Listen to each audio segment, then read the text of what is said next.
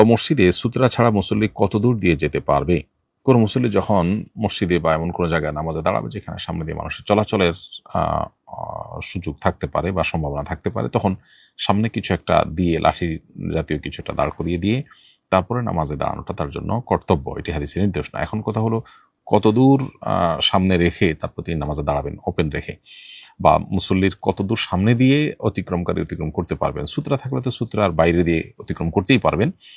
আর যদি সূত্রা বা লাঠি জাতীয় কিছু দাঁড় করিয়ে না রাখেন মুসল্লি, তাহলে কতদূর সামনে দিয়ে যেতে পারেন? তার উত্তর হলো, মূলত উদ্দেশ্য যেহেতু নামাজি ব্যক্তির মনোযোগ নষ্ট না হওয়া, অতএব তিনি নামাজে স্বাভাবিকভাবে সেজদার এরিয়ার মধ্যে তার নজর থাকার কথা। এটুকুর মধ্যে নজর রাখলে যতটুকু তার নজর যায়, সেজদার বাইরে আরো এক কাতার পর্যন্ত সাধারণত নজর যায়। অতএব 2 কাতার পর থেকে অতিক্রম করলে সেটা ইনশাআল্লাহ গুনাহ হবে না।